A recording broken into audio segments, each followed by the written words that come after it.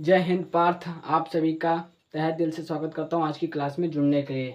आज का क्लास आप सभी के लिए बहुत महत्वपूर्ण होने वाला है, क्योंकि आज की क्लास में आप सभी को वो विलियन का कुछ मोस्ट इम्पॉर्टेंट टॉपिक पढ़ाया जाएगा, जो कि ये क्लास चौथी होगी आपके।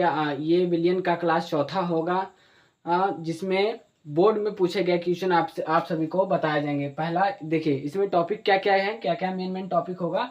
पहला टॉपिक होगा मोललता, और दूसरा मोल प्रभाज होगा, विलेयता होगा, विलेयता के प्रकार। और क्लास चौथा है ये। इसके पहले क्लास तीसरी में आप सभी को मोलरता ग्राम प्रति लीटर, उसके साथ मोलरता ग्राम प्रति लीटर, द्रव्यमान आयतन प्रतिशत, ये सब आप सभी को पढ़ाया गया है ये क्लास चौथी में। क्योंकि विलियन का चैप्टर बहुत बड़ा है, विलियन का चैप्टर बड़ा है, एक ही क्लास में पूरा विलियन चैप्टर कवर नहीं हो पाएगा, इसलिए छोटा छोटा चैप्टर, छोटा छोटा टॉपिक करके आपको वो पढ़ाया जा रहा है। अगर आप लोग कहे अगर एक ही वीडियो में पूरा चैप्टर कवर कराएंगे तो आप लोगों को वीडियो देखने में परेशानी होगी, इसलिए छोटा छोटा करके 30 मिनट का 45 मिनट का वीडियो बनाकर आप सभी को पढ़ाया जा रहा है, ताकि आप सभी को एक एकदम बेसिक से समझ में आए। बेसिक से समझ में उसके साथ देखिए, मोललता में आप सभी को बेसिक से समझाया जाएगा, और उसके साथ साथ प्रश्न भी बताए जाएंगे। मोललता के बोर्ड में किस प्रकार प्रश्न पूछे जाते हैं, मोल प्रभाज से किस प्रकार के प्रश्न पूछे जाते हैं बोर्ड में, और विलेयता किसे कहता है, विलेयता के प्रकार क्या क्या होता है, ये सब आप सभी को बताया जाएगा। चलिए, आज की क्लास को शुरुआत करने से पहले मैं सभी को बता देता हूँ, जो भी साथी इस वीडियो को, चाहे वो मॉर्निंग में देख रहे हो, चाहे वो इवनिंग में देख रहे हो, चाहे वो दोपहर में देख रहे हो, सभी साथियों को मेरा तहे दिल से धन्यवाद बोलता हूँ आज की क्लास में जुड़ने के लिए। चलिए, आज की क्लास को हम शुरुआत करते हैं। चलिए, आज की क्लास शुरुआत कहाँ से होगी, मोललता से होगी। मोललता के बारे में हम लोग देखें, मोललता को हम समझेंगे। मोललता एक ऐसी विधि है, मोललता हो गया, मोल प्रभाज हो गया। विलियन की सांद्रता देखिए, विलियन में तो विलियन के प्रकार हो गया, विलियन किसे कहते हैं, उसके बाद विलियन के गुण, विलियन के प्रकार, उसके बाद विलियन की सांद्रता। विलियन की सांद्रता मतलब जैसे विलेय विलायक हो गया, उसको किस प्रकार से ज्ञात किया जा सकता है, क्योंकि हाँ, इसमें इस विलियन में विलेय की सांद्रता इतनी है और विलायक का सांद्रता इतना है, तो उसी को बताने के लिए एक अलग अलग नई नई विधियां बनाई गई है। देखिए, इसमें पहले तो आपको ग्राम प्रति लीटर द्वारा पढ़ाया, ग्राम प्रति लीटर द्वारा सांद्रता कैसे ज्ञात कर सकते हैं। 7 मोस्ट इम्पॉर्टेंट 7 विधि हैं। 7 विधि में, जिसमें आप सभी को मैंने 4 विधि पढ़ा दिया है। 4 विधि पढ़ा दिया है, तो 2 विधि और बाकी है। एक विधि फार्मलता जो था वो आपके सिलेबस से कट चुका है, फार्मलता आपको पढ़ना नहीं है। मोललता पढ़ना है, मोल प्रभाज पढ़ना, उसके बाद विलेयता, विलेयता के प्रकार पढ़ने हैं। उसके बाद आप सभी को अणुसंख्यक गुणधर्म पढ़ने हैं, जिससे भी प्रश्न बोर्ड में पूछे जाते हैं। क्लास 5वीं में आप सभी को अणुसंख्यक गुणधर्म पढ़ाया जाएगा। अणुसंख्यक गुणधर्म 4 होते हैं, वो क्लास 5वीं में आप सभी को पढ़ाया जाएगा। चलिए, चौथी क्लास में क्या है, चौथी क्लास में क्या क्या मोटा मोटा पढ़ेंगे हम लोग। मोललता पढ़ेंगे, मोल प्रभाज पढ़ेंगे, विलेयता पढ़ेंगे, विलेयता के प्रकार पढ़ेंगे। अब मोललता मोल प्रभाज एक ऐसी विधि है जो सांद्रता को एकदम निश्चित, जैसे मान लीजिए इसमें इतना विलेय घुला है, उसको एक निश्चित मात्रा में ये मोललता मोल प्रभाज बता देता है कि हाँ, ये विलेय इतनी मात्रा में घुला है। इसलिए ये सब विधि, ये मत समझिए कि मोललता मुझे क्यों पढ़ाया जाता है। मोललता पढ़ाने का एक मोस्ट इम्पॉर्टेंट बात यही होता है, क्योंकि अगर आप लोग आगे पढ़ेंगे, उसके साथ जेई का तैयारी करेंगे, कुछ बच्चे जेई का तैयारी करेंगे, तो वहाँ पर जब जेई का तैयारी करेंगे तो उसके लिए आप जब जैसे मान लीजिए कोई जेई का तैयारी केमिस्ट्री से कर रहा है, केमिस्ट्री से बायोकेमिस्ट्री से कर रहा है, तो उसको लैब में जब जाएंगे, जब चेकअप होगा, जब वो नई नई विधियाँ खोजेगा, तो उसके लिए जब वो विलियन बनाएगा, तो उसके लिए मोललता मोल प्रभाज की आवश्यक बहुत जरूरत पड़ेगी, ताकि वो विलियन को इतनी तरह से बना सके, इतनी मोटिफाई से बना सके, ताकि उसमें ना विलेय की मात्रा अधिक हो, ना विलायक की मात्रा हो अधिक हो। इसलिए आप सभी को मोललता मोल प्रभाज ये सब विधियां पढ़ाई जाती है, ताकि आप लोग समझ जाए कि हाँ, इसमें इतना विलेय होगा, इतना ये होगा, तो एक सांद्रता बन के तैयार होगा। इसलिए आप सभी को पढ़ा जाता है। चलिए, आज की टॉपिक को हम स्टार्ट करते हैं, शुरू करते हैं आज की क्लास को।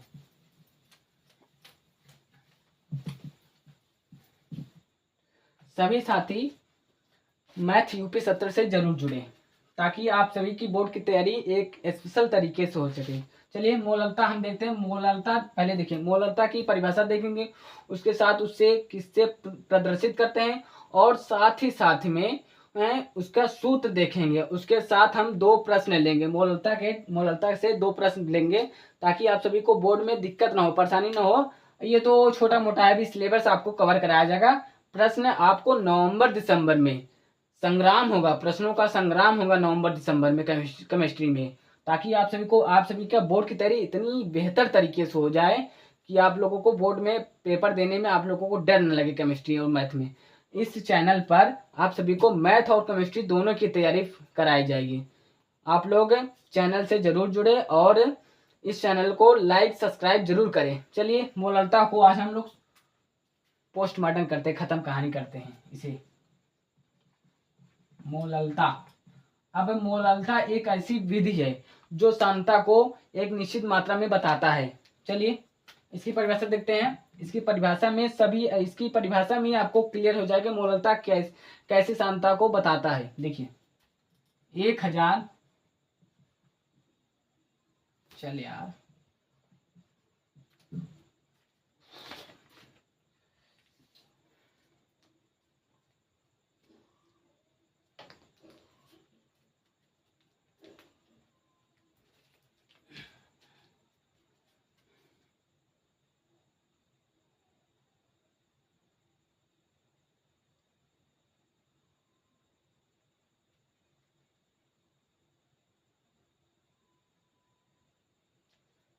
तब 1000 ग्राम मोललता की परिभाषा देखते हैं। उसके पहले तो हम लोग मोललता की परिभाषा देखेंगे, उसके साथ मोललता को किससे प्रदर्शित करते हैं वो देखेंगे, और साथ ही साथ में सूत्र देखेंगे, और इसके साथ साथ हम दो प्रश्न मोललता का लेकर करेंगे, ताकि आप लोगों को क्लियर हो जाए मोललता कि हाँ इस विधि द्वारा समता को कैसे ज्ञात किया जा सकता है। चलिए 1000 ग्राम परिभाषा देखते हैं। पहले 1000 ग्राम विलायक में उपस्थित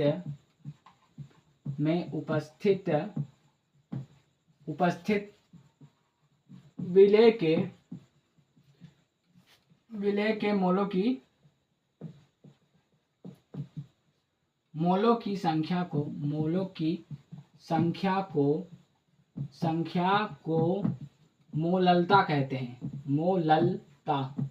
मोललता कहते हैं। देखिए स्टार बना लीजिए, इसे स्मॉल m से प्रदर्शित करते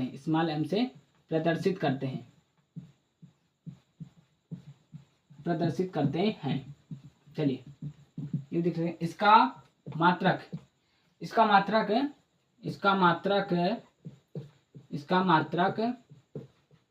मोल किलोग्राम होता है। मोल किलोग्राम होता है। इसका मात्रक मोल किलोग्राम होता है। अब मोल किलोग्राम कैसे होता है? चाहे आप 1 किलो विलायक में उपस्थित विलेय की मोलों की संख्या को मोललता कहते हैं, चाहे 1000 ग्राम विलायक में उपस्थित विलेय की मोलों की संख्या को मोललता कहते हैं। या तो चाहे 1 किलो विलायक में उपस्थित हो विलेय की मोलों की संख्या को मोललता कहते हैं, चाहे 1000 ग्राम विलायक में उपस्थित विलेय की मोलों की संख्या को मोललता कहते हैं। चाहे आप यहाँ पर 1000 ग्राम ले लीजिए, या तो चाहे आप 1 किलो लीजिए। 1 किलो में भी 1000 ग्राम होता है, और 1 किलो में भी 1000 ग्राम में भी 1 किलो होता है। दोनों का बात एक ही है। तो इसके लिए इसका मात्रक क्या हो जाएगा? देखिए विलेय के मोलों की संख्या मतलब मोल हो जाएगा, और उसके साथ विलायक कितना है किलोग्राम में, तो मोल किलोग्राम होता है। ये तो इसका हो गया, मात्रक हो गया। इसे किसे प्रदर्शित करते हैं वो भी हो गया आप सभी को। चलिए इसका सूत्र देख लेते हैं। सूत्र देखेंगे, उसके बाद दो हम लोग प्रश्न करेंगे। चलिए सूत्र भी देख लेते हैं हम लोग। मोललता का सूत्र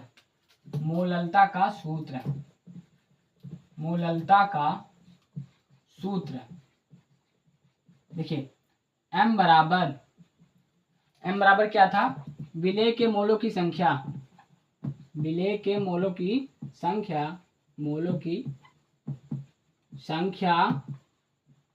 गुणते 1000 ग्राम मतलब 1000 से मल्टीप्लाई, बटे विलायक के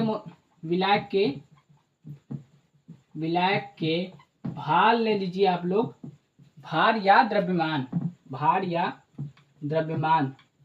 अब कुछ बच्चे सोचेंगे कि द्रव्यमान मतलब इसका अणुभार होगा ना, अणुभार नहीं है, भार या द्रव्यमान मतलब एक ही होता है। और क्यों, अब मैंने क्लास दूसरी में ये बताया है कि भार को द्रव्यमान क्यों कहते हैं, क्योंकि भार को ही द्रव्यमान प्रतिशत में मैंने बताया था कि द्रव्यमान प्रतिशत को भारात्मक प्रतिशत भी कहते हैं। इसलिए या तो चाहे आप विलायक के भार लिखे या द्रव्यमान लिखे, बात तो एक ही होगा। चलिए अब देखिए, विलेय के मोलों की संख्या मतलब Na, क्लास तीसरी में बताया था कि Na बराबर विलेय के मोलों की संख्या, जहां पर क्या होगा W/M। W क्या है, विलेय का भार है, और M क्या है, विलेय के अणुभार है। अब देखिए विलायक के भार मतलब कैपिटल W, विलायक के भार को कैपिटल W से प्रदर्शित करते हैं। जहां, या तो अभी रुक जाइए, जहां से अभी मत लिखिए, पहले सूत्र लिख लेते हैं इसका हम लोग। देखिए M बराबर W/M गुणते कैपिटल W गुणते 1000 से मल्टीप्लाई, ये हो गया आपका सूत्र। अब जहां लिख लेते हैं हम लोग, जहां W विलेय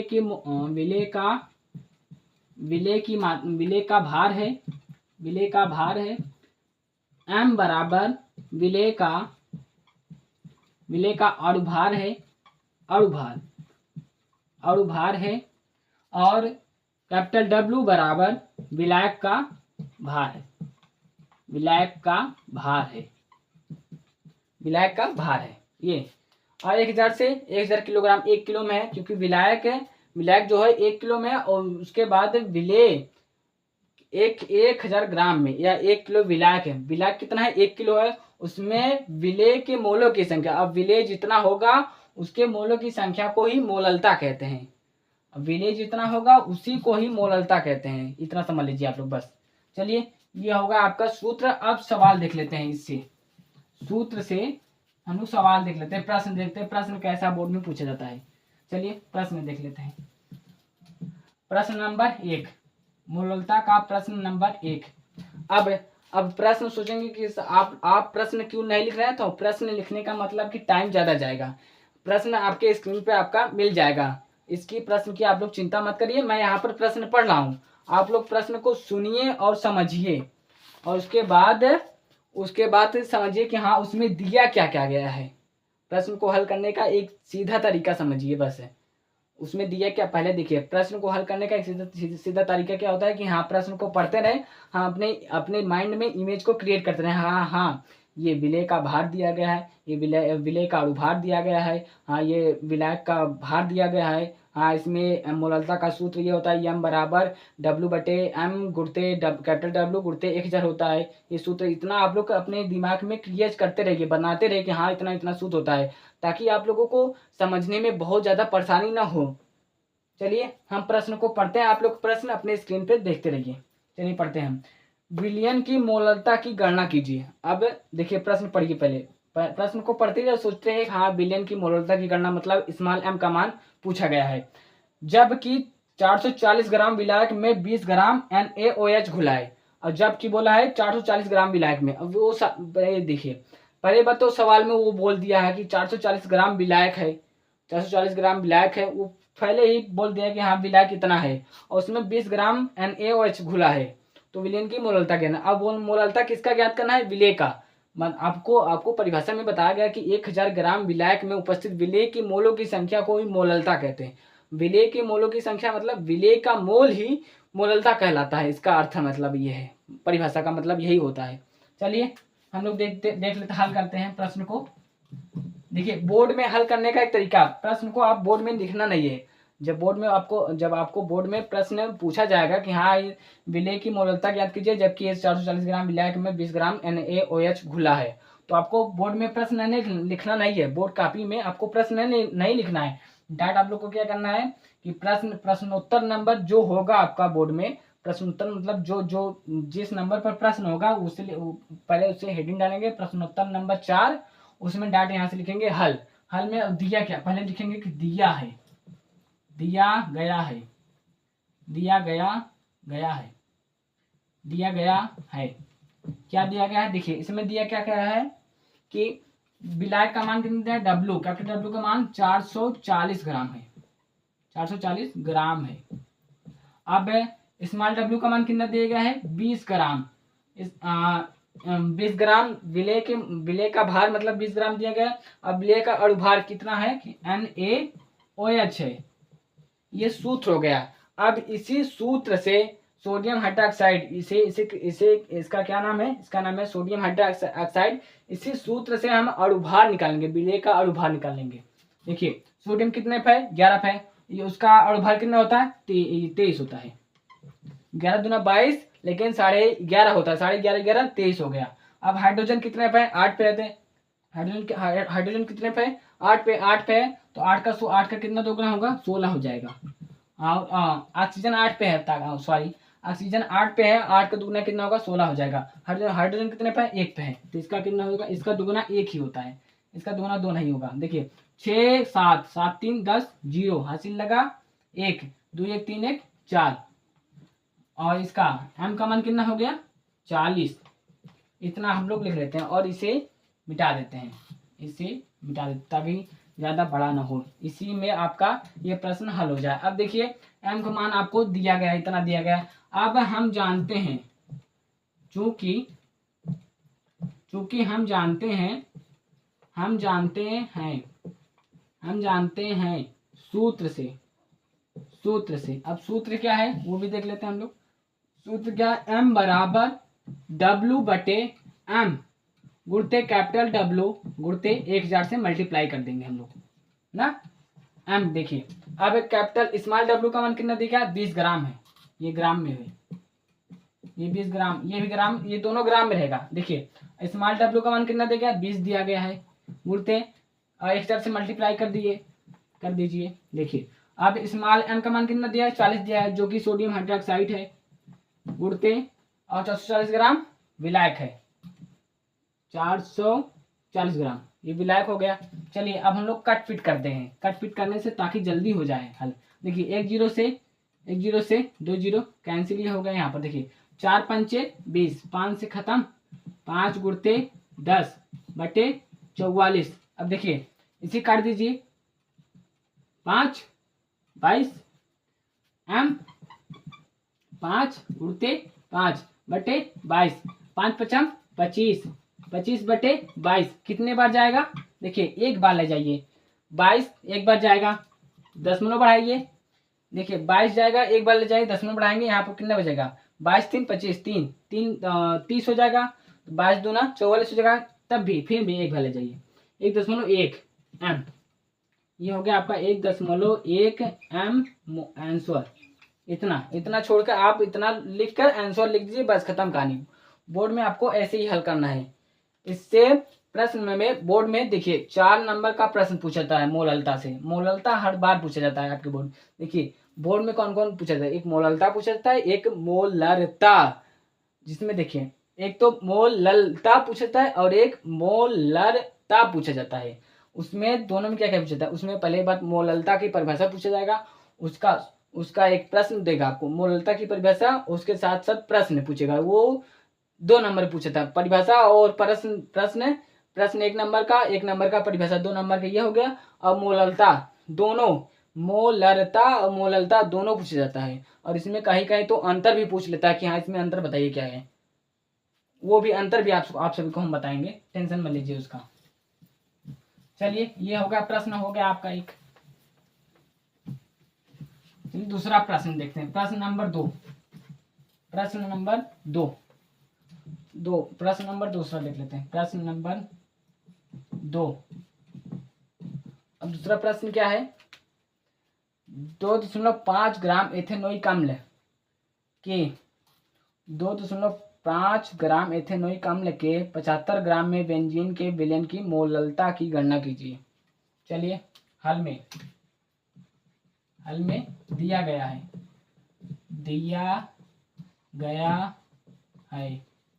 क्या दिया गया है, स्मॉल डब्ल्यू मान कितना दिया गया है, 2.5 ग्राम है, और स्मॉल m का मान कितना है कि एथेनोइक अम्ल सूत्र CH3COOH होता है। एथेनॉइक अम्ल का सूत्र CH3COOH। अब इसका सूत्र का अणुभार निकाल लेते हैं हम लोग। देखिए कार्बन कितने पे होता है, 6 पे होता है। कार्बन कितने पे है, 6 पे है। 6 का दूना कितना हो जाएगा, 12 हो जाएगा। प्लस हाइड्रोजन कितने पे होता है, 1 पे होता है। एक का अगर 1 का मल्टीप्लाई 3 में करेंगे, 1 गुणित 3 करेंगे तो 3 ही आएगा, तो हम डायरेक्ट 3 लिख लेते हैं। प्लस कार्बन का 12 प्लस 16, 16 दूना 32 प्लस 1, 3 3 2 5, 5 3 8, 8 2 10 के 0, हासिल लगा 1, 1 1 2 2 1 3, 2 1 3, 3 2 5, 5 3 8, 8 2 10 के 0, हासिल लगा 1, 3 1 4, 4 1 5, 5 1 6, 60 हो जाएगा। कितना हो जाएगा, 60 60 60, ये हो गया 60। अब विलायक कैपिटल डब्ल्यू का मान कितना है, 75 ग्राम। 75 ग्राम कैपिटल डब्ल्यू का मान कितना है, 75 ग्राम। अब ज्ञात क्या करना है, ज्ञात करना है क्या, स्मॉल एम का मान, क्वेश्चन मार्क एम। चूंकि हम जानते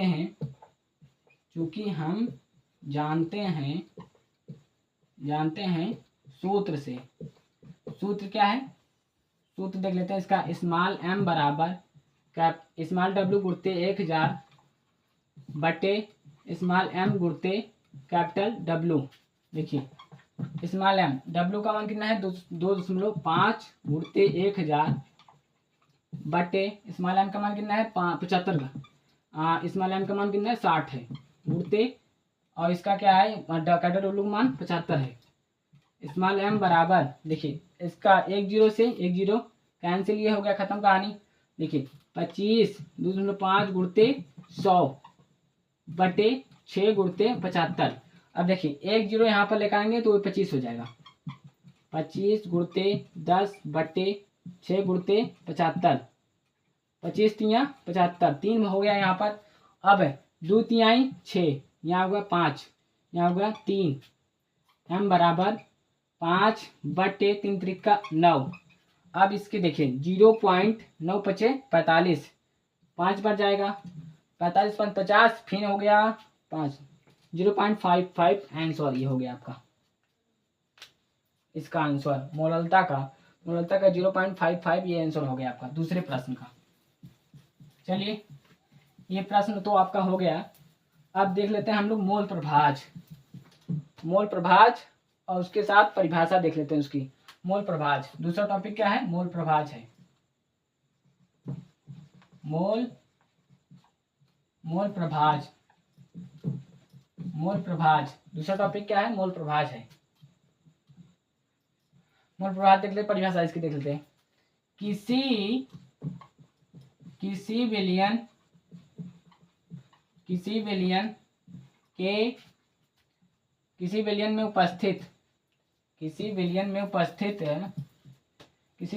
में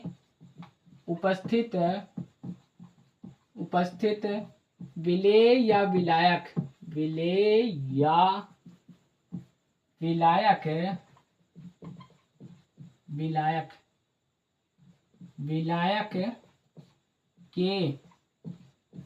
या विलायक के मोलों की संख्या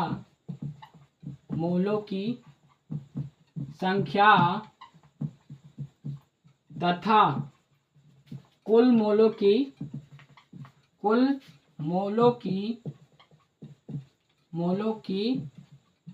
संख्या के अनुपात को मोल प्रभाज कहते हैं। अनुपात को मोल प्रभाज कहते हैं। मोल प्रभाज या मोल अंश कहते हैं। स्टार बना लीजिए, स्टार। इसे एक्स, कैपिटल एक्स से प्रदर्शित करते हैं।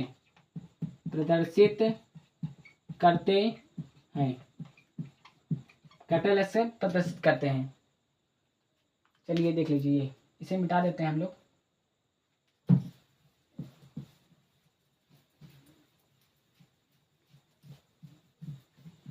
ये परिभाषा हो गया आपका।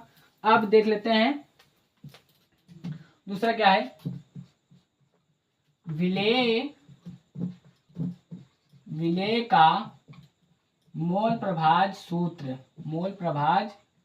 मोल प्रभाज सूत्र देखिए, एक्स ए को विलेय से प्रदर्शित करते हैं। एक्स ए मतलब विलेय का मूल प्रभाज सूत्र होगा।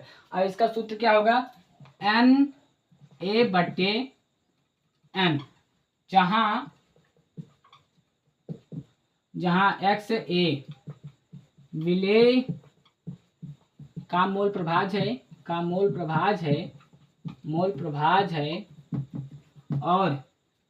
और एन ए विलेय के मोलों की संख्या है, और एन विलयन का कुल मोल है, और एन बराबर आप लोग एन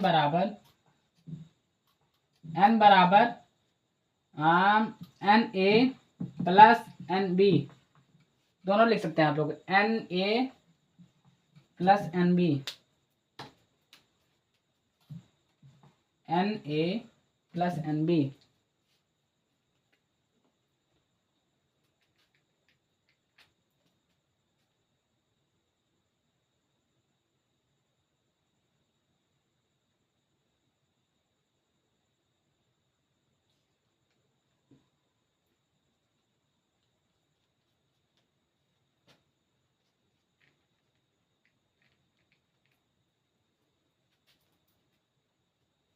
देखिए N A plus N B, N बराबर एन के स्थान पर आप लोग N A plus N B लिख सकते हैं। और जैसे प्रश्न में आपको दिया रहे कि विलेय का मूल प्रभाज और विलायक का मूल प्रभाज इतना दिया है, तो आप डायरेक्ट एन का मान निकाल सकते हैं। अगर आपको विलेय का मूल प्रभाज दिया रहे और विलायक का मूल प्रभाज दिया रहे, तो आप लोग डायरेक्ट यहाँ पर ऐसे निकाल सकते हैं। विलेय की मूलों की संख्या और विलायक की मूलों की संख्या अगर दिया रहे, तो विलेय की मूलों की संख्या और विलायक की मूलों की संख्या अगर आपको दिया रहेगा, तो आपको विलयन की मूलों की संख्या विलयन की मूलों की संख्या आपको डायरेक्ट ऐसे निकाल सकते हैं। तो यहाँ और एन बराबर आप ये भी लिख सकते हैं, यहाँ पर एन के स्थान पर N A plus N B लिख सकते हैं। ये तो हो गया विलेय का। अब विलायक का देख लेते हैं हम लोग। विलायक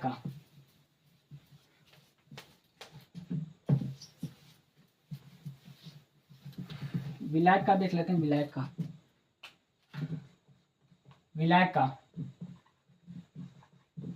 विलायक के मोल प्रभाज का सूत्र ये स्टार बनाकर आप लोग लिख लीजिए। देखिए विलायक को किससे प्रदर्शित करते हैं, एक्स बी से। एक्स बी बराबर एन बी बटे एन, और एन के स्थान पर जहां आप लोग क्या लिख सकते हैं, N A plus N B. N के स्थान पर लोग क्या लिख सकते हैं, एन के स्थान पर N A plus N B, जहां एक्स बी बराबर विलायक का मूल प्रभाज है, और एन बी विलायक के मोलों की संख्या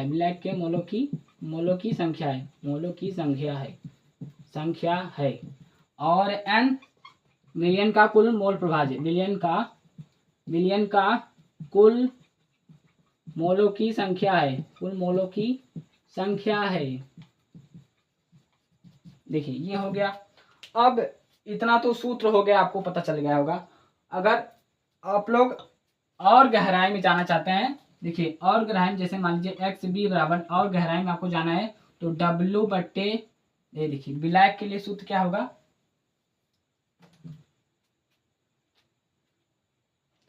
ये नहीं होगा सूत्र यहाँ पर। देखिए NB के स्थान पर आप लोग और चाहे तो लिख सकते हैं, जैसे देख लिए कैपिटल W/M हो जाएगा। NB अगर निकालना चाहेंगे आप लोग तो NB का स्थान पर कितना हो जाएगा कि विलायक का भार बटे विलायक का अणुभार दोनों हो जाएगा। विलायक के भार बटे विलायक के अणुभार को ही विलायक का मोल विलायक के मोलों की संख्या को कहते हैं। विलायक का भार बटे विलायक का अणुभार को ही विलायक की मोलों की संख्या कहते हैं। ये हो गया आपका विलायक। चलिए अब प्रश्न देख लेते हैं हम लोग। प्रश्न देख लेते प्रश्न। ये तो सूत्र हो गया, अब प्रश्न भी होना चाहिए ना इससे। चलिए इससे एक प्रश्न देख लेते हैं हम लोग। एक प्रश्न हो जाए, प्रश्न 1, प्रश्न नंबर 1। चलिए प्रश्न आप लोग अपने स्क्रीन पे देखिए, हम प्रश्न यहाँ पर पढ़ रहे हैं। देखिए एथिलीन ग्लाइकान के मोल अंश की गणना कीजिए। अब देखिए एथिलीन ग्लाइकान के मोल अंश की गणना करना है। यदि विलयन में C2H6O2 एथिलीन ग्लाइकान का सूत्र क्या होता है, C2H6O2 का 20% द्रव्यमान उपस्थित हो तो उसकी मोल अंश की गणना कीजिए। अब देखिए प्रश्न में क्या कहता है कि एथिलीन ग्लाइकान C2H6O2 के मोल अंश की गणना कीजिए यदि विलयन में C2H6O2 का 20% द्रव्यमान। अब देखिए अगर प्रतिशत में मोल प्रभाज पूछ ले, मोल प्रभाज, अब मोल प्रभाज किसका किसका पूछ सकता है। देखिए अगर प्रतिशत में मोल प्रभाज पूछ ले, मोल प्रभाज दो चीज का पूछेगा। पहला क्या, विलेय का पूछ लेगा ये तो आपको, या दूसरा क्या होगा विलायक का पूछ लेगा, या दोनों का पूछ लेगा। विलायक और विलेय और विलायक दोनों का बताइए मोल प्रभाज क्या होगा। अब प्रतिशत में अगर प्रतिशत, देखिए प्रतिशत कितना होता है, प्रतिशत 100 होता है, 100% ही होता है। अब 100% में 20% विलेय है। अब आप सोचोगे विलेय कैसे है, कैसे आप समझ पाएंगे विलेय है, जिसकी मात्रा कम हो वो विलेय होता है। इसका मतलब आप लोग समझ जाइए। देखिए 20% विलेय है तो 100% में 20% गायब होगा तो बचा कितना, 80% क्या है, विलायक है। 80% विलायक है, ये हो गया ना। चलिए आइए इतना तो समझ आ गया आप लोगों को। चलिए अब हम लोग हल करते हैं। हल में आपको लोगों को और कुछ समझाना है। चलिए देखिए हल, प्रश्न को हल करने का तरीका दिया है। क्या दिया है, दिया गया है क्या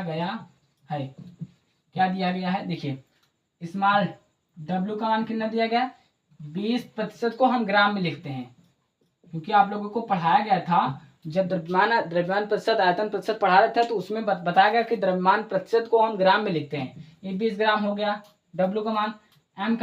इसका अणुभार क्या होगा, इसका अणुभार एथिलीन ग्लाइकान C2H6O2 है। इससे हम लोग निकाल लेंगे। देखिए कार्बन कितने होता है, 6 होता है, इसका दुगुना कितना हो जाएगा, 12, 12 गुणते 2, 12 गुणते, यहाँ पर नहीं लिखेंगे, यहाँ पर मानेंगे 12 गुणते 2 हो गया, इसका होगा प्लस।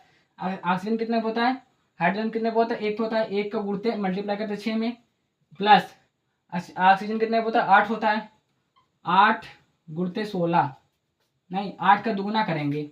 अणुभार निकालने के लिए दुगुना करना पड़ता है, चाहे जो भी तत्व हो उसका दुगुना करके तभी अणुभार निकाला जाता है। देखिए उसका 16 हो गया गुणते 2। अब देखिए यहाँ पर हल कर लेते हैं। 12 दूना 24 प्लस 1 छक्के 6 प्लस 16 दूना 32। अब देखिए इसका कितना होगा, 6 2 8, 8 4 12 के 2, 3 2 5, 5 1 6, 62 हो गया इसका ना। इसका मान कितना होगा, 62 हो गया। देखिए ये इसका कितना हो गया, 62 हो गया। अब यहाँ पर हम डायरेक्ट लिख लेते हैं कि M का मान कितना दिया गया है, विलेय का M का मान कितना दिया गया है, 62 है। 62 क्या हो गया, और भार हो गया ना। अब देखिए ये तो विलेय हो गया। अब विलायक का देख लेते हैं हम लोग। कैपिटल W कितना होगा, 80 होगा, 80 ग्राम होगा। अब 80 ग्राम, अब इसका अणुभार निकालना है, इसका M, कैपिटल M ही चाहिए। NaNB बराबर क्या सूत्र होता है, कैपिटल W बटे कैपिटल M होता है। तो आपको भार मिल गया तो आपको अणुभार भी चाहिए ना। अणुभार लेने के लिए अब देखिए प्रश्न में दिया क्या गया है। प्रश्न में क्या बोला कि एथिलीन ग्लाइकान के मोल अंश की गणना कीजिए। यह विलयन में C2H6O2 के 20% द्रव्यमान उपस्थित है। अब इसमें विलायक का कहीं जिक्र नहीं हुआ है, लेकिन आपको विलायक तो मिला ना, 80 ग्राम विलायक है ना। अब जब कहीं आपको विलायक का जिक्र ना हो, वो वहां पर विलायक ना दिया हो, वहां पर आप जल मान लीजिएगा। क्या मान लेंगे, जल, H2 मान लीजिए डायरेक्ट, कि वो विलायक H2 होगा, जल ही होगा बस। अब H2 का अणुभार कितना होता है, 18 होता है। H2 का अणुभार कितना होता है, 18 होता है। 18 इसका अणुभार होता है H2 का। चलिए ये हो गया, ये तो हो गया 4 चीज। अब अगर किसका निकालना है, एथिलीन ग्लाइकॉन विलेय का निकालना है। ज्ञात क्या करना है, ज्ञात करना है, ज्ञात करना है क्या, एक्स बी ज्ञात करना है, एक्स ए ज्ञात करना है, एक्स ए, एक्स ए मतलब विलेय, विलेय का मूल अंश ज्ञात करना है ना। हाँ चलिए, जो कि हम जानते हैं, हम जानते हैं सूत्र से। अब विलेय का सूत्र क्या होता है, विलेय का, यहाँ पर लिख लेते हैं हम, विलेय के मोल अंश का सूत्र, मोल अंश चाहे मोल प्रभाज एक ही होता है। इसका सूत्र एक्स ए बराबर क्या होगा, एन ए बटे एन। अब एन बराबर क्या होगा, N A plus N B ना। एन ए क्या है, विलेय है, एन बी विलायक है। अब देखिए, अब इतना हमको एन निकालने के लिए पहले ये दोनों हमको चाहिए ना, एन ए चाहिए, एन बी चाहिए। एन ए का सूत्र क्या होता है, एन ए का सूत्र होता है डब्ल्यू बटे एम, ये हो गया। एन बी का सूत्र क्या होता है, एन बी का सूत्र कैपिटल डब्ल्यू बटे कैपिटल एम होता है। दोनों रख लेते हैं। चलिए देखिए, 20 ग्राम क्या है, भार है विलेय का, और द्रव्यमान कितना है इसका, 62 है, ये हो गया। अब इसका देखिए 80 ग्राम कितना है, भार है इसका, और इसका द्रव्यमान कितना है, 18 है। 18 दहम्मा 80, 10 होगा ये, 18 दहम्मा 180 होता है ना। हाँ 10 पर नहीं जाएगा, सॉरी काट देते हैं। देखिए ये 40 हो गया बटे 9 हो गया। अब किससे कटेगा, 9 हो गया, 40 हो गया, ये 9 पचे 45, काट, चलिए वो तो करते हैं हम लोग, भाग कर लेते हैं। 9 पचे 45, 9 तिक 27, 9 चौक 36, 9 चौक 36, 4 बजाए 36, 4 40, फिर 4.4, इसका क्या हो गया, 4.4 हो गया ये, 9 चौक 36, 9 दूनी 18, हाँ 40 हो गया। हाँ इतना देखिए, एन बी का मान कितना होगा, 4.4, एन बी का मान 4.4 होगा, ये हो गया। अब इसका निकाल लेते हैं हम लोग। देखिए 20, 10 हो गया, ये 2 तिहाई 6, 2 तिहाई 6, 2 का नाम 2, 2 तिहाई 6, 2 का नाम 2, 31 हो गया। अब इसका भी कर लेते हैं हम लोग, भाग कर लेते हैं। देखिए 10 से 31 से 10 भाग नहीं जाएगा, तो यहाँ पर हम लोग दशमलव लेंगे, दशमलव लेकर यहाँ पर एक जीरो बढ़ाएंगे, कितना हो जाएगा, 100 हो गया, हो जाएगा। कितने बार जाएगा, देखिए 3 त्रिका 9, 3 एक का नाम 3, 3 त्रिका 9, 91 हो गया, 93 हो गया। अगर 4 बार जाएंगे, 4 3 12, 100 से ज्यादा हो जाएगा, 3 बार ये ले जाते हैं। देखिए एन ए का मान कितना हो गया, 0.3 हो गया, ये एन ए एन बी का, इसे हम लोग मिटा देते हैं, ये मिटा देते हैं सब कुछ। ये आप लोग देख चुके हैं कैसे हल करना है। इसे हल करने के लिए आपको बताया गया था बस केवल। देखिए ये एन ए का मान कितना है, 4.3.0.3, एन बी का मान 4.4, ये हो गया। अब हमें एन चाहिए, अब हमें क्या चाहिए, एन चाहिए, एन ले लेते हैं, 4 N A plus N B ले लेते हैं। ये एन ए का मान कितना है, 0.3 प्लस 4.4, ये हो गया। अब देखिए जोड़ लेते हैं हम लोग, 4 3 7 हो गया, 4 4.7, ये हो गया ना। अब सूत्र पे रखते हैं, एक्स ए विलेय का निकालना है ना हमें, तो विलेय के सूत्र पर एन ए का मान कितना है, 0.3 है, और एन का मान कितना है, 4.7 है। देखिए दशमलव से खत्म, 3/47, ये हो गया। अब देखिए 47 से भाग नहीं होगा, देखिए जीरो बढ़ाएंगे, दशमलव बढ़ाएंगे, यहाँ पर एक जीरो यहाँ पर लेंगे, अब भी नहीं हुआ, एक जीरो बढ़ाएंगे, यहाँ पर एक जीरो यहाँ पर लेंगे, अब भाग देंगे। अब कितने बार जाएगा, 4 तिहाई 12, 5 तिहाई 5 चौक 20, 8 चौक 32, 9 चौक 36, 8 बार जाएगा, 8 बार। देखिए 8 बार ले जा रहे हैं, 8 7 56 के 6 हासिल लगा 5, 8 8 चौक 32, 8 बार भी नहीं जाएगा, 7 बार जाएगा, 7 बार नहीं, 6 बार ले जाता है, 6 बार। 7 6 42 के 2 हासिल लगा 4, 6 वाले जाएंगे ना, 7 6 42 2 हासिल लगा 4, 6 चौक 24, 24 4 28, 282, कितना बार जाएगा, 7 बार, 6 बार, ये इतना बस ले जाइए बस। एक्स ए का मान कितना हो गया 0.06, ये हो गया आपका आंसर हो गया विलेय का मोल अंश का ये हो गया आपका आंसर। इतना ऐसे ही करना है आप सभी को। चलिए इसे मिटा देते हैं। अब हम लोग देख लेते हैं विलेयता। विलेयता किसे कहते हैं, विलेयता देख लेते हैं। विलेयता विलेयता देख लेते हैं। विलेयता के प्रकार देख लेते हैं। विलेयता विलेयता मार्कर नहीं चल रहा है यार। विलेयता विलेयता। अब विलेयता का मतलब क्या होता है कि जैसे मान लीजिए ये कोई बर्तन है, ये कोई बर्तन है, इसमें पानी है, इसमें पानी है। अब इसमें हम लोग मान लीजिए हम लोग ये पानी है, ये पानी है। अब इसमें मान लीजिए हम लोग चीनी डाल देते हैं, चीनी डाल देते हैं और इस पानी को हीट दे रहे हैं, गर्म कर रहे हैं, इस पानी को गर्म कर रहे हैं। अब जब जब पानी बहुत उबलने लगे, जब पानी उबलने लगे उसका एक निश्चित ताप होता है कि 100 डिग्री सेल्सियस पर पानी उबलने लगता है, तो उसका एक निश्चित ताप हो गया। अब इस उबलते हुए पानी में चीनी डालेंगे और अगर चीनी पूरी तरह से घुल गई, अगर चीनी इसमें पूरी तरह से घुल गई, उसी को कहते हैं विलेयता। उसी को क्या कहते हैं, विलेयता कहते हैं। बस सीधी भाषा में यही है कि पानी उबल रहा है, जब पानी पूरी तरह से उबल जाए, एक निश्चित ताप पर पानी उबल जाए। निश्चित ताप क्या होता है, 100 डिग्री सेल्सियस होता है इसका। 100 डिग्री सेल्सियस पर पानी उबलने लगा, वो उबल गया और उसमें हम चीनी डाल दें, चीनी क्या और कोई पदार्थ डाल दें और वो पदार्थ पूरी तरह से घुल जाए, उसी को क्या कहते हैं, विलेयता कहते हैं। बस यही इतना आपको परिभाषा में लिखना है। विलेयता किसे कहते हैं कि किसी विलयन में या किसी विलायक में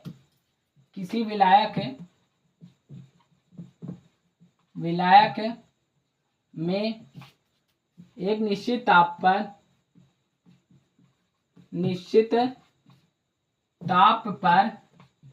पर अधिक मात्रा में, अधिकतम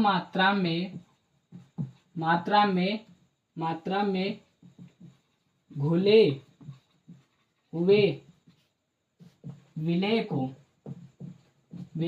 विलेयता कहते हैं। विलेय को ही विलेयता कहते हैं।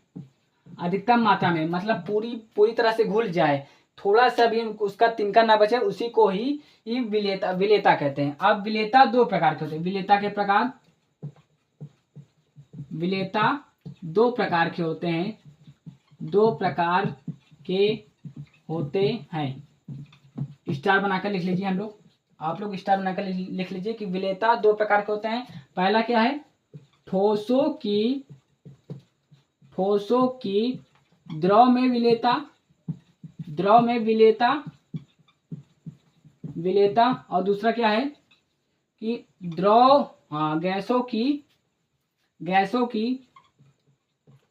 गैसों की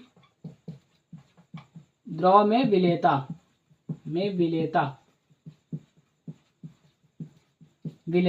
देखिए, ठोसों की द्रव में विलेयता और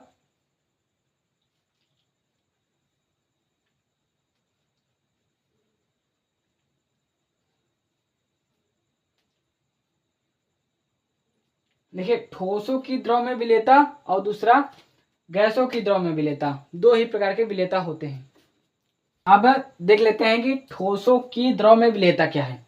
पहला विलेयता के दो प्रकार होते हैं।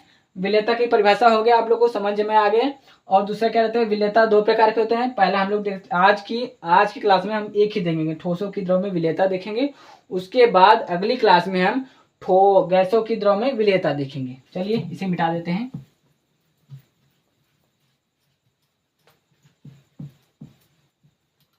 आज की क्लास में लोग देख लेते हैं क्या, ठोसों की द्रव में विलेयता देख लेते हैं।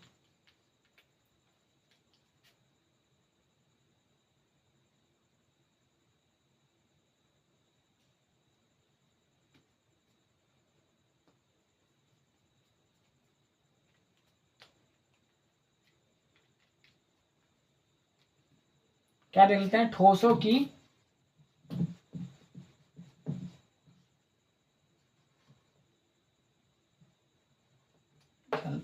मार्कर भाई। ठोसों की द्रव में विलेयता, ठोसों की द्रव में विलेयता। अब विलेयता अब देखिए विलेयता में क्या है, निश्चित ताप क्या होगा 100 डिग्री सेल्सियस। अब ठोसों की द्रव में अब द्रव होगा, उसमें ठोस पदार्थ को विलय करना है कि द्रव को आप 100 डिग्री सेल्सियस पे गर्म कर दीजिए, द्रव को 100 डिग्री सेल्सियस पर आप गर्म कर दीजिए, उसमें ठोस पदार्थ को डाल दीजिए और वो अगर पूरी तरह से विलय हो गया तो उसी को क्या कहते हैं, ठोसों की द्रव में विलेयता कहते हैं। अब इसकी परिभाषा देख लेते हैं हम लोग कि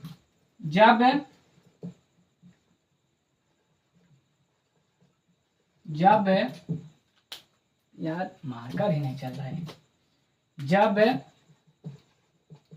जब किसी, अब जहां भी द्रव की बात हुआ वहां पर आयतन निश्चित है, जरूर आएगा। जब किसी 1 लीटर आयतन में, जब किसी 1 लीटर आयतन में उपस्थित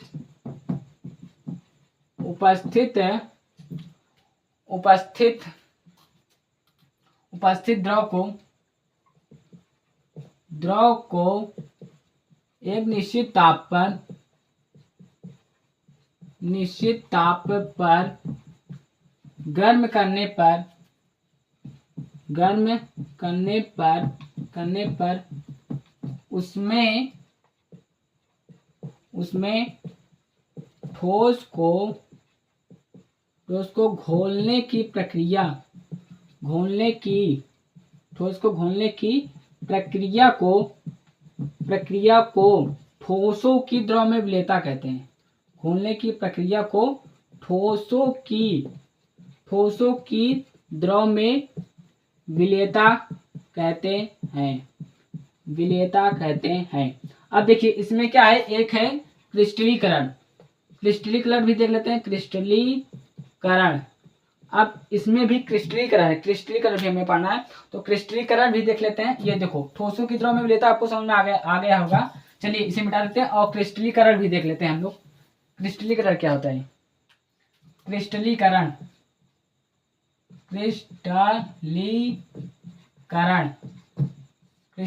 क्या होता है, क्रिस्टलीकरण क्या होता है, देखिए जब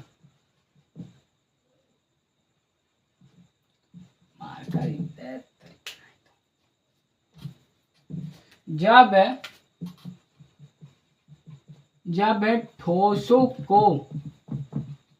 को द्रव में विलेयता किया जाता है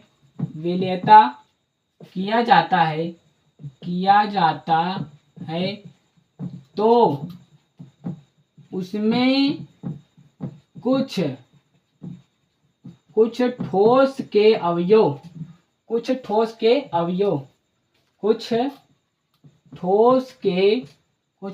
के अवयव विलेय नहीं होते, विलेय या विलेयता नहीं होते, विलेयता नहीं होते हैं,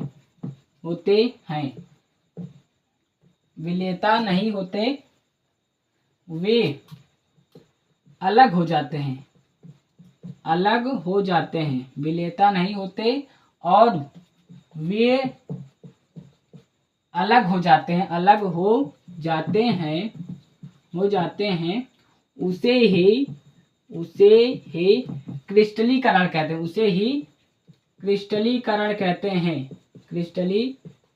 कहते हैं।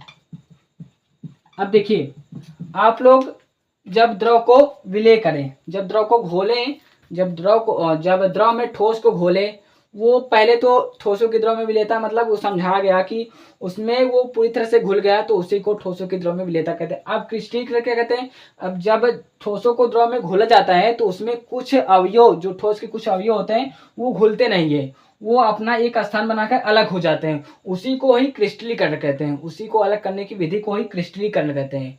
चलिए आज की क्लास को हम यहीं पर समाप्त करते हैं और जाते जाते आप सभी के लिए एक प्यारी सी शायरी सुना जाते हैं। चलिए शायरी को आप लोग ध्यान से सुनिएगा।